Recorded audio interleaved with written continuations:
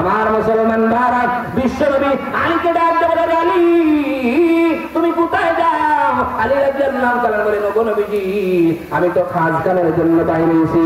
হাসান হুসাইন ঘরের মধ্যে উপাস। ওগো আল্লাহর নবীজি, ঘরের মধ্যে কোনো কিছু নাই, আপনি কি করেন? আমি খাস খুঁজতেছি এজন্য।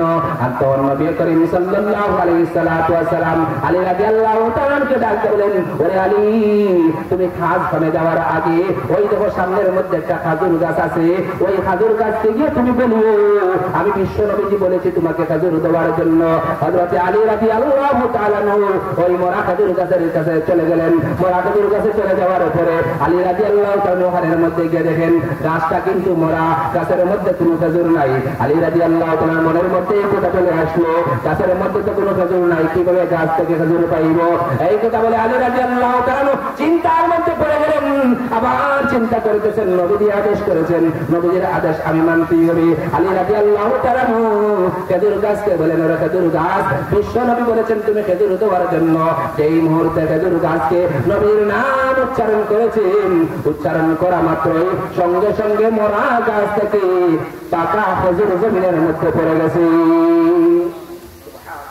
দেখেন ওই নবীজি আলীকে পাঠাইছেন, ওখানের মধ্যে পাঠানোর পরে আলী রাদিয়াল্লাহু তাআলা যেই মাত্র গাছ থেকে নবীর নাম উচ্চারণ করে বলেছেন, বলা মাত্রই মোরা খেজুর গাছে কি হয়েছে? পাকা খেজুর পড়ে গেছে।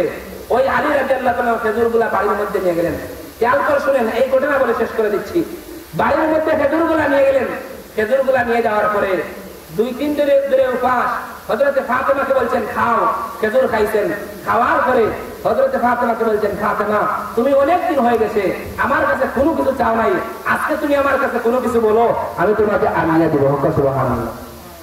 তখন নবী করিম হযরতে আলী রাদিয়াল্লাহু তাআলা বললেন যে আমার স্ত্রীকে এই কথা বলার পরে স্ত্রী স্বামীকে বলতেছে, স্বামী হে অনেক দিন ধরে খাবার নাই, কোনো কিছু নাই, আমি জানি তোমার কাছে টাকা পয়সা নাই, তুমি কি এনে দিবে? আমি বলতেছি কোনো কিছু আনা দেওয়া লাগবে না, আমি তোমার উপরে সন্তুষ্ট আছি। তখন ওই ফাতেমা রাদিয়াল্লাহু তাআলা আলী বলেন, না বলো তুমি কি খাইবে, কি খেতে চাও তুমি আমাকে বলো। তখন হযরতে আলী রাদিয়াল্লাহু তাআলাকে বললেন, স্বামী হে আমার মন চাইতেছে যে তুমি যদি কি করতে, তুমি যদি আমার ডালিম খাইতে মন চাইতেছে, তুমি পারলে আমাকে ডালিম এনে দাও। তখন নবী করিম সাল্লাল্লাহু আলাইহি ওয়াসাল্লামের সাহাবী আলী রাদিয়াল্লাহু তাআলা বাজারের মধ্যে গেলেন, গিয়ে কিছু খাজুর ছিল, ওই খাজুরগুলা বিক্রি করে ডালিম কিনলেন। ডালিম কিনে হযরতে আলী রাদিয়াল্লাহু তাআলা বাড়ির মধ্যে আসতেছেন। আলী রাদিয়াল্লাহু কোন দিকে আসতেছেন? বাড়ির দিকে আসতেছেন। আল্লাহ পাক রব্বুল আলামিন আলীকে পরীক্ষা করার জন্য জমিনের মধ্যে ফেরেশতা রূপে মানুষ রূপ ধরে ফেরেশতাকে জমিনের বেশে জমিনের মধ্যে পাঠিয়ে দিলেন।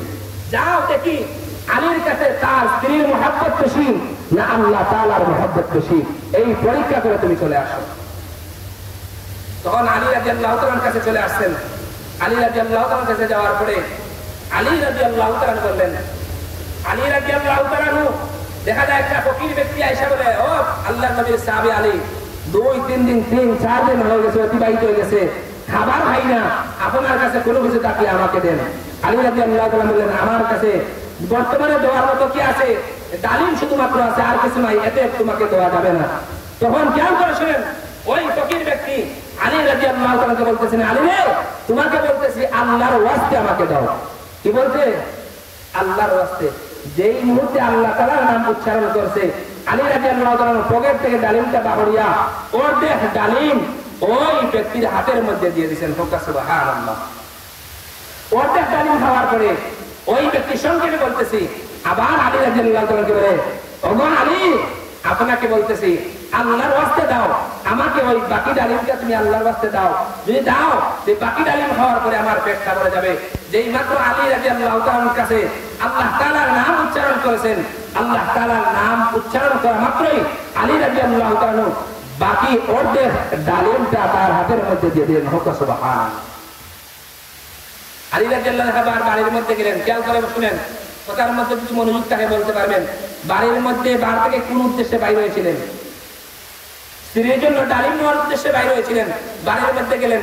বাড়ির মধ্যে যাওয়ার পরে দেখা যায় সন্তানাদি ঘুমিয়ে গেছে, স্ত্রীর চোখের মধ্যে ঘুম আসতেছে।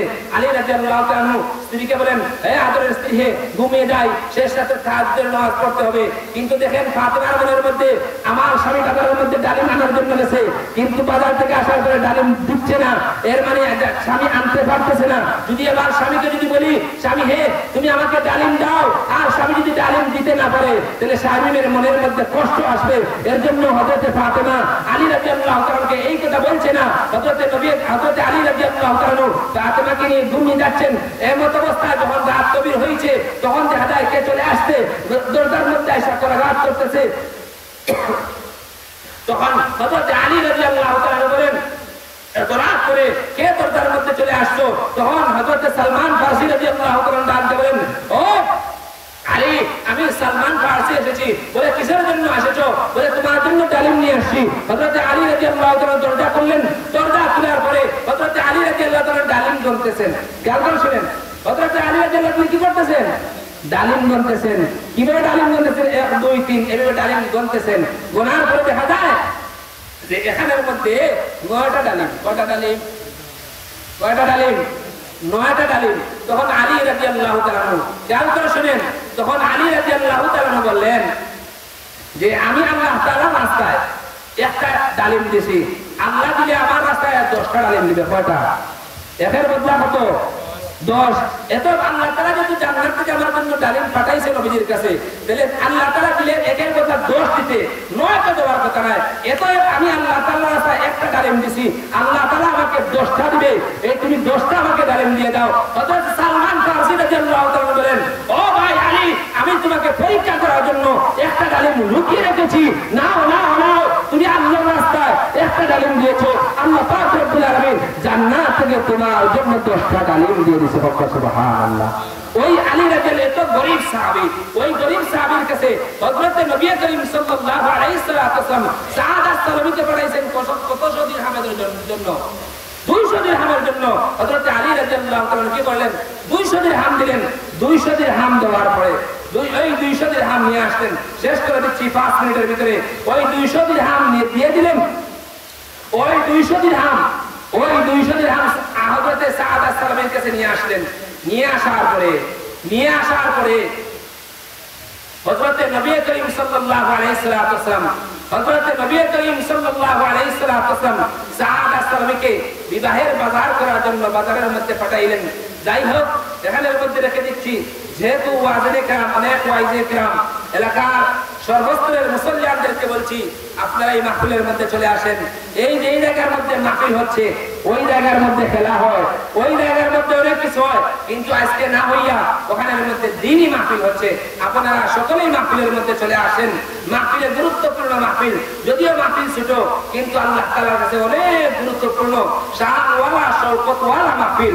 এই মাহফিলের মধ্যে অনেক ফজিলত এবং বারাকাত রয়েছে। এই যে আশিহাব ইসলামী একাডেমি, আল্লাহ পাক রব্বুল আলামিন ওই মাদ্রাসাকে কবুল করেন, সকলে বলে আমিন। ওই মাদ্রাসার যত জরুরিয়ত গায়বী খাজানা আছে, আল্লাহ পাক রব্বুল আলামিন তার কুদরত থেকে ব্যবস্থা করে দেন। আল্লাহ পাক রব্বুল আলামিন আশিহাব ইসলামী একাডেমি মাদ্রাসার একটা স্থায়ী ব্যবস্থা করে দেন, সকলে বলেন আমিন। আল্লাহ তাআলা একটা স্থায়ী ব্যবস্থা করে দেন।